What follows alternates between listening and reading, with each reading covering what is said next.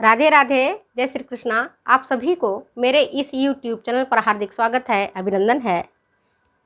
मैं हूं doctor Vrinda Singh, associate professor home science, government girls college Jodhpur. आज मैं आपको ये बताऊंगी कि PhD के लिए हम क्या करें और कैसे इसकी तैयारी करें और हमें क्या करना पड़ेगा। कुछ बच्चों का हमारे पास फ़ोन आया था पर्सनली, उन्होंने ये कहा था कि मैडम हमने JRF क्वालिफाई कर लिया। तो सबसे पहले जिन्होंने JRF क्वालिफाई किया है उनको मेरी ओर से और खूब सारी बधाई, और आप सब की ओर से भी उनकी बधाई। तो आज मैं आपको बताऊंगी PhD जो उन बच्चों ने MA कर लिया, MSc कर लिया और PhD करना चाहते हैं, डॉक्टर फिलॉसफी करना चाहते हैं, तो उनके लिए उनको क्या करना है ये ध्यान से सुनना।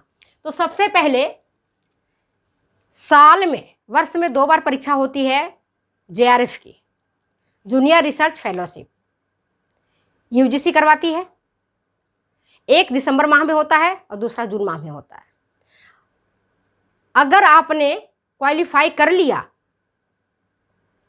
UGC नेट का भी करवाती है और JRF का भी। नेट भी होता है और JRF जूनियर रिसर्च फेलोशिप। तो अगर आपके ज़्यादा नंबर अगर आपके आते हैं तो आपको JRF आप क्वालिफाई कर जाते हो, और जब JRF क्वालिफाई कर जाते हो तो फिर आपके रास्ता आगे से आगे खुल जाता है, क्योंकि इसमें एक निर्धारित राशि में आपको वो करीब 30,000 से लेकर के 35,000 तक आपको प्रति महीना PhD करने के लिए पैसे मिलते हैं, स्टाइपेंड मिलता है। और ये राशि 4 वर्ष तक, जब तक कि आप PhD सबमिट कर देते हैं तब तक आपको ये राशि मिलती जाती है, 30,000 से 35,000। अब यह है कि JRF करने के बाद अब आप क्या करोगे। JRF अगर आपने पास कर लिया तो आप एम्प्लॉयमेंट न्यूज़ देखो। एम्प्लॉयमेंट न्यूज़ देखने के बाद आप डालो कि आप PhD कहाँ से करना चाहते हो।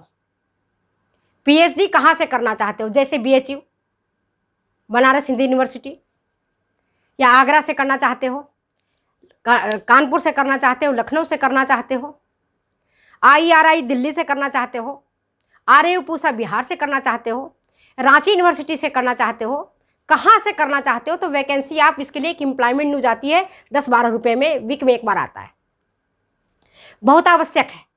उसको आप ले लेना, घर में खरीदना शुरू कर देना। उसमें हर जगह से आता है कि कहाँ आपको PhD, कहाँ से आप PhD कर सकते हैं। तो जहाँ की वैकेंसी आती है PhD के लिए, वहाँ आप PhD के लिए अप्लाई करें। फिर अप्लाई, आपको तो पहले JRF में मेरिट मिल जाएगा कि आप मेरिट कहाँ है, आपकी मेरिट किस जगह पर आप बिलोंग करते हो। मेरिट आपको पता चल गया। अब आपको PhD कहाँ से करना है, तो बेहतर ये होगा कि आप बेस्ट यूनिवर्सिटी से PhD करें। और जब आप PhD करेंगे तो आपको गाइड स्वतः मिल जाएंगे, वो गाइड आपको बताएंगे। सिनॉप्सिस आपकी तैयार होगी। सिनॉप्सिस तैयार होने के बाद आपका रजिस्ट्रेशन हो जाएगा, और रजिस्ट्रेशन होने के बाद आप वहाँ बैठ करके आप गाइड के अनुसार आपके PhD वो बताते जाएंगे और आप करते चले जाओगे। इस बीच में 2 या 3 या 4 पेपर आपको पब्लिश करनी होती है, नेशनल इंटरनेशनल।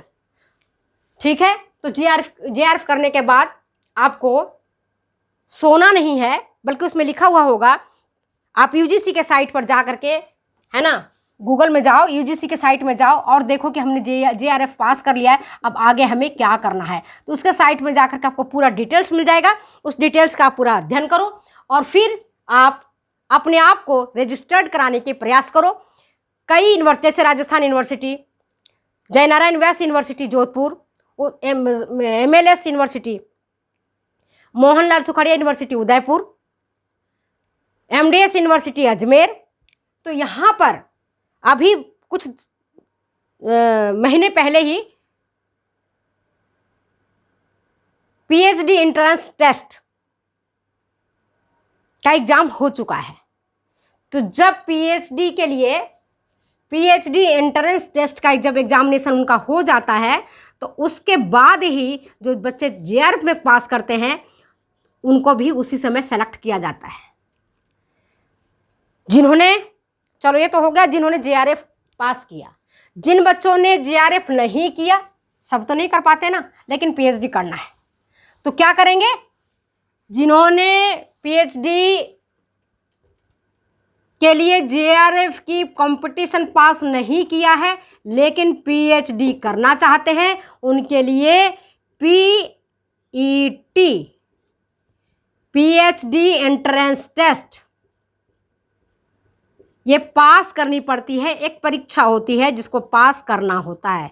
अगर आप इस परीक्षा में पास हो जाते हैं, पीएचडी एंट्रेंस टेस्ट में परीक्षा में पास हो जाते हैं, फिर आपको वही प्रक्रिया अपनानी पड़ती है जो जेआरएफ के लिए अपनानी पड़ती है। इसके लिए भी आपको गाइड मिलेंगे, गाइड आपको कोर्स वर्क करवाएंगे।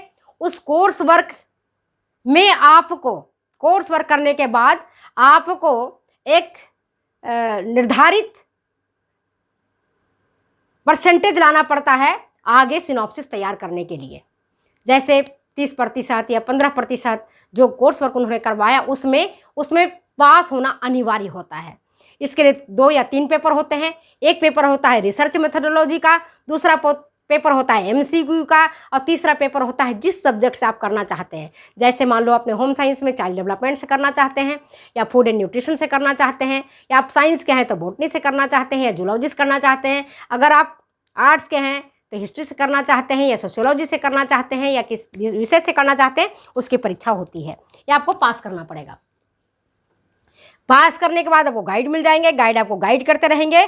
फिर आपका रजिस्ट्रेशन होगा, और रजिस्ट्रेशन के बाद आपके एफिशिएंसी पर डिपेंड करेगा कि आप कितने वर्षों में पीएचडी कर लेते हैं। जैसे मैंने जब रजिस्टर्ड करवाया था तो मुझे लगा कि 2-3 साल के अभी अंतराल में ही मैंने कोर्स वर्क जो हमारा था, जबकि मैं उस समय जॉब में थी, तब ये नियम नहीं थे कि एंट्रेंस टेस्ट पास करना पड़ेगा। तब हमें क्या था कि यूनिवर्सिटी जा करके हमें खुद ही गाइड चूज करना था। हमने गाइड को चूज किया, और चूज करने के बाद हमारे गाइड बहुत कोऑपरेटिव थे, और उन्होंने मेरी पीएचडी करवाई। सिनॉप्सिस लिखने के लिए उन्होंने मुझे गाइड किया, किस तरह से हम सिनॉप्सिस लिखेंगे, क्या हमारा ऑब्जेक्टिव होगा, क्या हमारा हाइपोथेसिस होगा, क्या हमारा रिव्यू ऑफ लिटरेचर हम कैसे कलेक्ट करेंगे।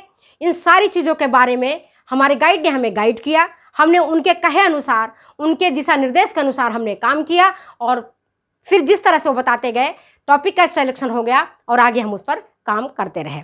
इस तरह से पीएचडी के लिए मैंने किया, जो मैं अपनी बात बता रही हूँ। वर्तमान में जो चेंजेज आए हैं वो चेंजेज यही आए हैं कि सबसे पहले पीएचडी एंट्रेंस टेस्ट देना पड़ेगा, उसमें आप पास हो जाइए।